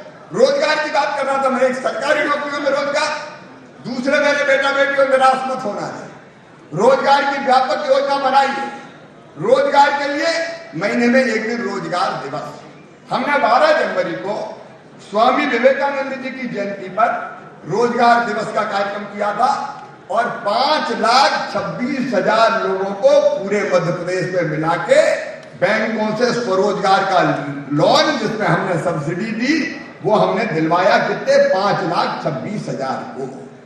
फिर हमने 16 फरवरी को किया, 16 फरवरी को 5,04,000 को दिलाया और अब है 31 हो गई, 29 प्रधानमंत्री जी का कार्यक्रम 31 हो गई ना, 29 का चूंकि पीएम का कार्यक्रम 29 को हो गया। अब 31 तारीख को फिर रोजगार दिवस के रूप में मना के हम फिर लाखों युवाओं को रोजगार से लगाने का काम करेंगे। सरकारी नौकरी की संभव होगी सरकारी नौकरी, लेकिन सरकारी नौकरी के अलावा भी रास्ते हैं तो उन सबका उपयोग करेंगे। और मेरे बच्चों को मैं कहना चाहता हूं, हम अप्रैल के महीना में एक योजना लॉन्च कर रहे हैं, उसका नाम है उद्यम क्रांति योजना। उस योजना में 1 लाख रुपए से लेके 50 लाख रुपए तक का लोन बच्चों को अपना काम धंधा शुरू करने के लिए दिया जाएगा, 1 से लेकर 50 तक, जिसका जैसा प्रोजेक्ट होगा। और लोन जब बैंक के पास लेने जाते हैं तो वो कहते पहले गारंटी दो, कहते कि नहीं कहते? अरे कहते कि नहीं? तो बैंकों को गारंटी अब तुम्हारे मम्मी पापा नहीं देंगे, मामा भारतीय जनता पार्टी की सरकार से दिलवाएगा। गारंटी हम देंगे, ब्याज की सब्सिडी हम देंगे 5 साल तक, ताकि ब्याज की सब्सिडी सरकार भरे, उसका बड़ा हिस्सा और वो लोन चुकाते हुए अपना काम धंधा खड़ा कर ले। बोलो ठीक है कि नहीं है? धीरे धीरे रोजगार से लोगों को लगाना है। हमने जो छोटे छोटे रोजगार करने वाले हैं, फल बेचने वाले, सब्जी बेचने वाले, चाय की दुकान वाले, पान की गुमटी वाले, समोसा बेचने वाले, छोटे छोटे व्यवसाय, उनके लिए प्रधानमंत्री जी कोविड काल में लेके आए प्रधानमंत्री स्ट्रीट वेंडर योजना। उसमें 0% ब्याज पे, मतलब अगर तुम्हें 10,000 लेना है तो साल भर में 10,000 वापस करना है। जरा आप ईमानदारी से बताना, अगर प्राइवेट साहूकार के पास 10,000 रुपया ले लो तो कितने वापस देना पड़ता है? कितना देना पड़ता है? डबल से ज्यादा देना पड़ता है कि नहीं? तो आप बताओ, अगर 10,000 मिल गए, सब्जी भाजी की दुकान लगा दी और साल भर में 10 देना है तो अच्छा है कि बुरा है? जोर से बताओ, अच्छा है कि बुरा है? और 10 वापस कर दिया तो फिर 20,000 मिलेंगे, वो भी बिना ब्याज के, और 20 वापस किए तो फिर 50,000 मिलेंगे, वो भी बिना ब्याज के। तो धीरे धीरे अपना काम खड़ा होता चला जाएगा। जो चाहेगा उसको बेरोजगार नहीं रहने दिया जाएगा। गांव में मुख्यमंत्री, हाँ बात करेंगे तुमसे भी, गांव में भी, ग्रामीण क्षेत्र में भी मुख्यमंत्री ग्रामीण पथ विक्रेता योजना वो बनाने का काम किया है। और अब तक 5 लाख से ज्यादा तो पीएम स्ट्रीट वेंडर में मिल गया और 4.5 लाख के आसपास लोगों को, 4.5 लाख लोगों को ये ग्रामीण स्ट्रीट वेंडर में मिल गया। तो कुल मिला के कैसे रोजगार के साधन खड़े किए जाए, उस दिशा में सरकार लगातार काम कर रही है। नगरों का विकास, ग्रामों का विकास, आज विकास की बात मैं नहीं कर रहा, वो तो लगातार चल रहा है। एक बात बताऊं, मैं अकेली सड़कें मध्य प्रदेश में 1 साल में केंद्र की और राज्य की मिला के 31,000 करोड़ रुपया सड़कों के निर्माण पे खर्चा किया जाएगा। 31,000 करोड़ रुपया। सिंचाई की योजना है, लगातार बनती चली जा रही है, जो किसानों की जिंदगी बदलने का काम कर रही है। एक नहीं, ऐसे अनेकों प्रकार, बिजली हो, सिंचाई हो, बाकी साधन हो, ये तो लगातार बढ़ाने का काम हम करते ही रहेंगे। और इसके साथ साथ सुशासन देने का प्रयास, तो एक अद्भुत दिशा है भारतीय जनता पार्टी की सरकार की। प्रधानमंत्री जी के कई संकल्प, उन्होंने कहा कि आत्मनिर्भर भारत, तो हमने कहा आत्मनिर्भर भारत के लिए आत्मनिर्भर मध्य प्रदेश, और उस रोड मैप पे हम चल रहे हैं। मैं 2-3 बातें और कहूंगा, क्योंकि बाकी विकास के काम गिनाऊंगा तो चर्चा बहुत लंबी हो जाएगी। एक, हमने तय किया, देखिए अपना मध्य प्रदेश है, स्वच्छता में हमारा नंबर 3 है, भोपाल भी नंबर 2 आ गया था एक बार इंदौर के बाद, लेकिन बाद में थोड़ा पीछे चला गया। आप बताओ, अपने शहर साफ होना चाहिए कि नहीं होना चाहिए? जोर से बताएं, होना चाहिए। अपने शहर साफ होना चाहिए। प्रधानमंत्री जी ने अभियान चलाया, और इसलिए हमने एक कार्यक्रम हाथ में लिया है, गांव का और शहरों का गौरव दिवस। वो दिन एक दिन बनेगा, भोपाल का 1 जून को बनेगा, भोपाल का 1 जून को बनेगा। हम अपने शहर का विकास करेंगे तो जन भागीदारी से भी कुछ करेंगे। हम खुद क्या कर सकते हैं अपने शहर के लिए, वो तय करेंगे। गांव के लिए खुद क्या कर सकते हैं, हम साफ तो रख सकते हैं, अपना घर की गली साफ रख सकते हैं, साथ में पेड़ लगा सकते हैं, गांव की आंगनबाड़ी ठीक चले, शहर की आंगनबाड़ी ठीक चले, जिस स्कूल में हम पढ़े उस स्कूल को ठीक चलाएं, वो काम तो हम कर सकते हैं। वैसे छोटे छोटे कामों के लिए गांव और शहर अपना अपना गौरव दिवस तय करें, ताकि हम लोग अपने गांव को और बेहतर बना पाए और अच्छा बना पाए। एक और योजना थी अपनी, मुख्यमंत्री तीर्थ दर्शन योजना। अप्रैल के महीना में मुख्यमंत्री तीर्थ दर्शन योजना बुजुर्गों के लिए फिर से चालू कर दी जाएगी। फिर से ट्रेनों में बैठ के, घर से बसों में बैठ जाएंगे, ट्रेन में बैठाएंगे और सब तीर्थ दर्शन करने जाएंगे। वैसे ही बेटियों की शादी पूरे प्रदेश के लिए कराऊं, कन्या विवाह योजना। अब जैसे ही मुहूर्त कब से, 2-3 दिन बाद, 4 दिन बाद, अब धूमधाम से बेटियों की फिर से सरकार शादी करवाएगी। सरकार के रहते हुए किसी बेटी के माता पिता को सोचना पड़े कि बिटिया की शादी के लिए क्या करें, उसके लिए उनको तरसना नहीं पड़ेगा। और इसलिए पुरानी जितनी योजनाएं वो चालू करना, कई नई योजनाएं बनाना, और समाज के हर वर्ग के जिंदगी में हम कैसे खुशहाली लाए, इस बात का प्रयास करना, ये भारतीय जनता पार्टी की सरकार कर रही है। दिल्ली में अपने प्रधानमंत्री नरेंद्र मोदी जी के नेतृत्व में यह अभियान चल रहा है, और मुझे बताते हुए खुशी है कि केंद्र सरकार की कई योजनाओं में भी मध्य प्रदेश नंबर 1 पे काम कर रहा है, नंबर 1 है। और आप सबके सहयोग, प्रदेशवासियों के सहयोग से, कार्यकर्ता बहनों और भाइयों के सहयोग से मैं आपको विश्वास दिलाता हूं, मध्य प्रदेश को आगे बढ़ाते हुए हम देश में नंबर 1 और दुनिया में अलग स्थान रखने वाला राज्य बनाएंगे। ये भारतीय जनता पार्टी की सरकार का लक्ष्य है। और इसलिए केवल 2 साल पूरे हो गए ये पर्याप्त नहीं है। 2 साल में कितना परिवर्तन बनना है, 2 साल में अपन कितना बदलाव हो रहा है। बताओ, 2 साल अपनी सरकार नहीं होती, कांग्रेस की होती तो अब तक क्या हाल होते, क्या हाल होते अब तक, तबाह हो जाता प्रदेश। लेकिन आसान से प्रदेश आगे बढ़ रहा है।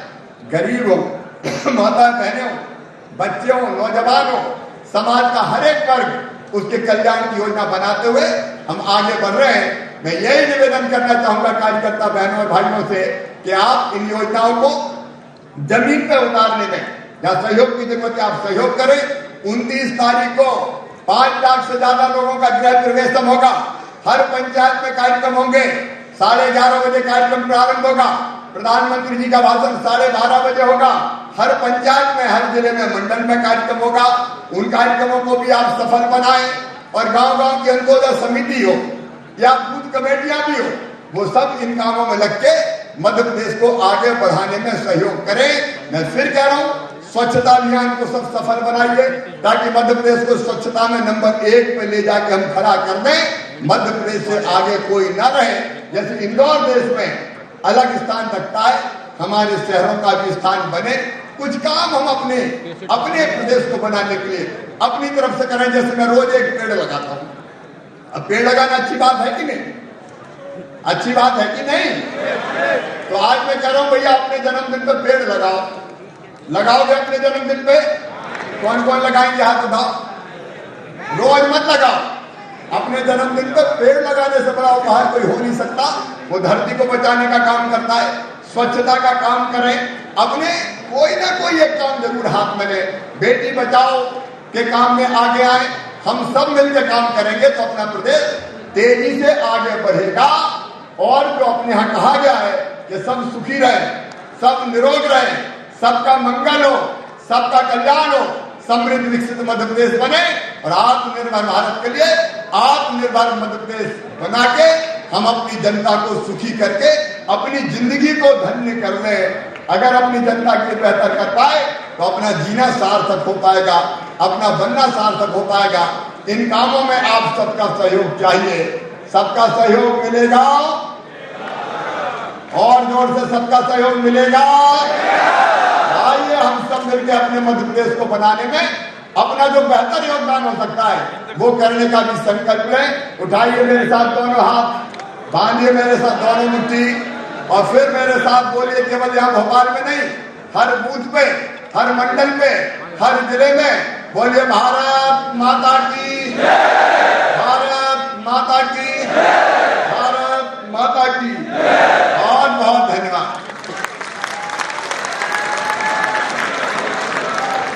धन्यवाद आदरणीय मुख्यमंत्री जी।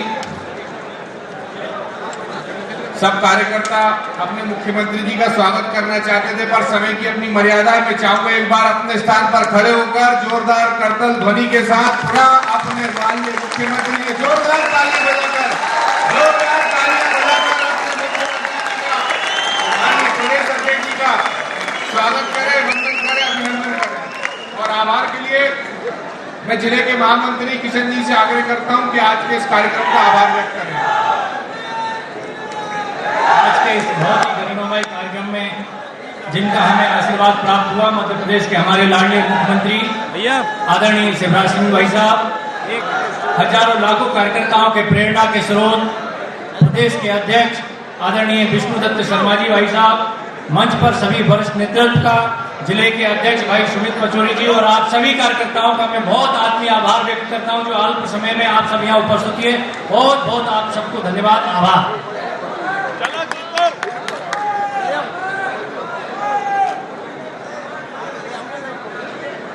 भैया भैया धन्यवाद। तो मध्य प्रदेश के मुख्यमंत्री शिवराज सिंह चौहान अब से कुछ ही देर पहले भोपाल के रविंद्र भवन में संबोधित कर रहे थे। ये सीधी तस्वीरें जिस वक्त जो आप देख रहे हैं अपनी स्क्रीन पर, चौथे कार्यकाल के 2 वर्ष पूर्ण होने पर मुख्यमंत्री शिवराज सिंह चौहान ने अपने 2 साल की उपलब्धियों के बारे में बताया।